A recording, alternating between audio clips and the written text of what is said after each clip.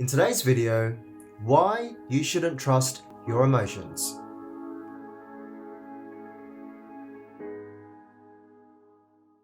Hey guys, my name's Jeffrey. Welcome to my YouTube channel where we talk about personal development. Story time, and if you want to skip it, timestamp down below. So back in April of 2020, I started going to the gym.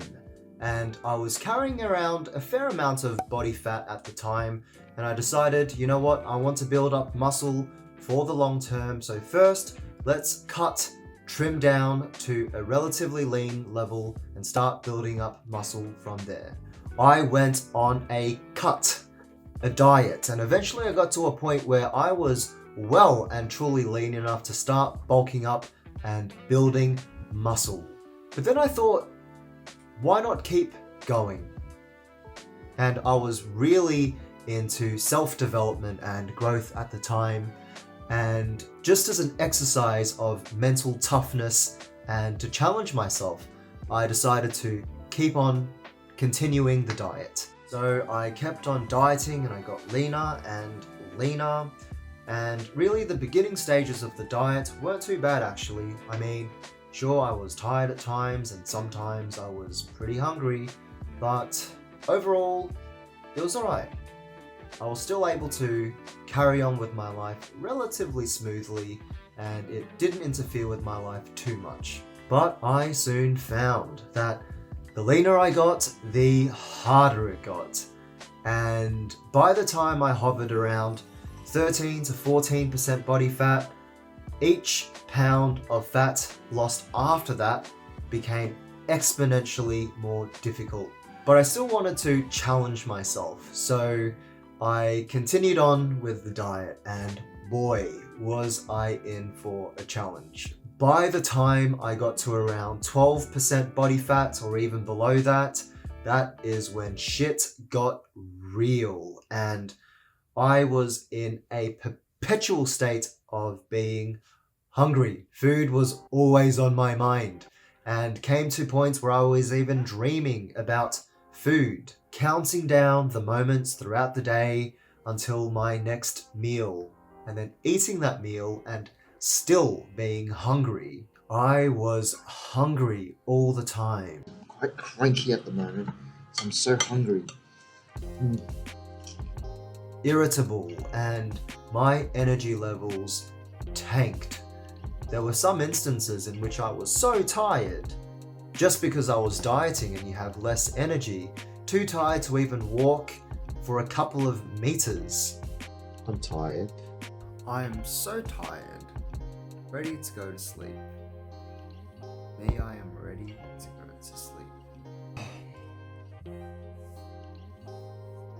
I'm tired. And you know, it was kind of crazy as well because I was still working and I had to consult with my clients as well.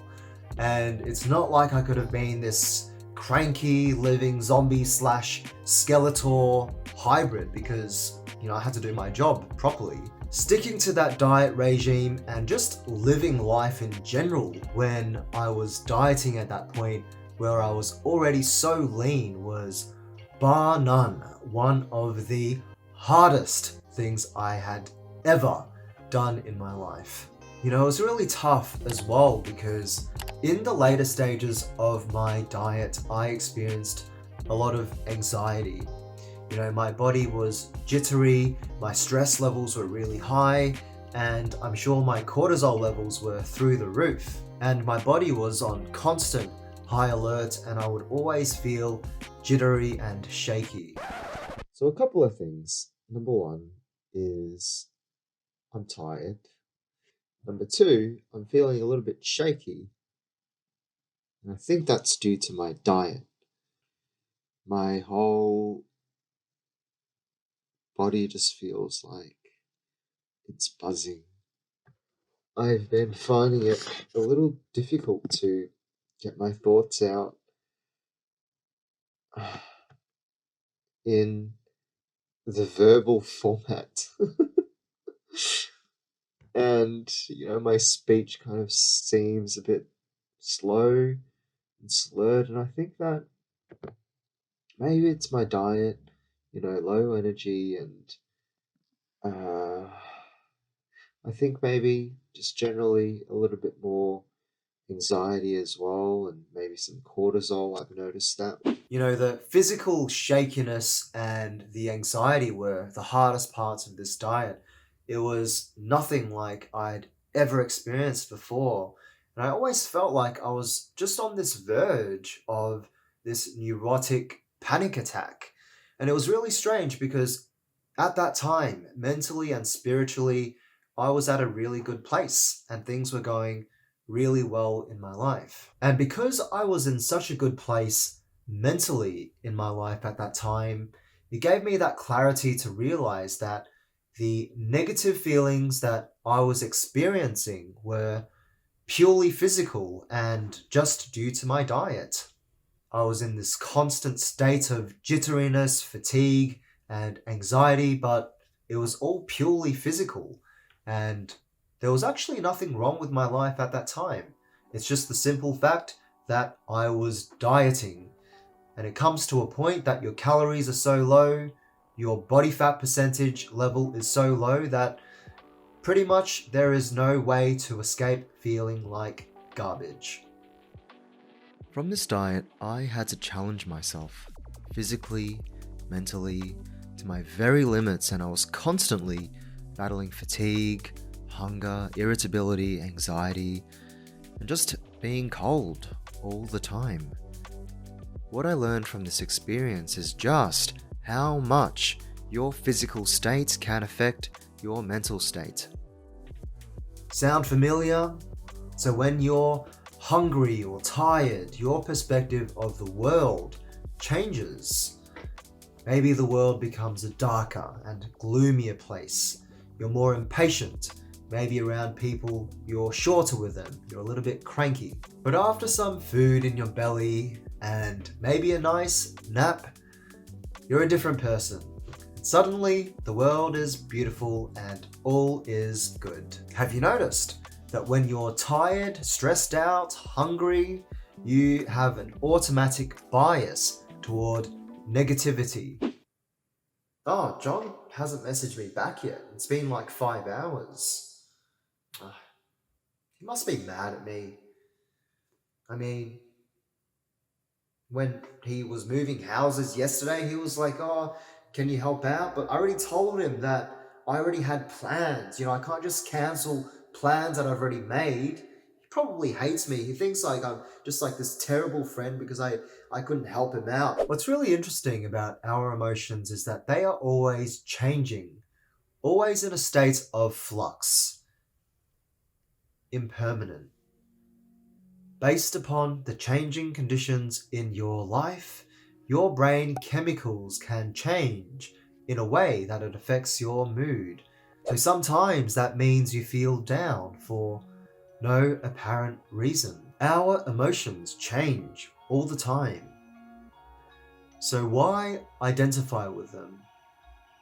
Why hold the existence of them as gospel truth? Feeling bad on a particular day doesn't mean that your life is terrible, falling apart to pieces. And feeling good on a certain day doesn't mean that the rest of your life is perfect and will stay like that forever. This is not to say that emotions aren't important, because they are, and they are useful. But emotions aren't everything. So, what's the take-home message? Get the fundamentals of your self-care in order. Sleep, eat well, exercise, de-stress, relax. To you who's watching this, do you feel bad for no apparent reason? Do you have a negative outlook on life? Are you wearing some tinted glasses that artificially make everything in your life's perspective darker? If that's you, start by taking care of the fundamentals of self-care first, because realize that your physical state will impact your emotional and mental state. But sometimes you can do all of those things right, yet For no apparent reason, you can still feel bad. And it doesn't mean that there's anything wrong with you. It doesn't mean that your life is falling apart. Maybe it means that you are a human being with a complex brain, and you sometimes experience strange and unusual things. And maybe that's okay as well. Guys, so that's it from me. Hope you got something out of this video. If you did, like, subscribe, ring the bell, leave a comment down below to support this channel, and mwah. I'll see you next time.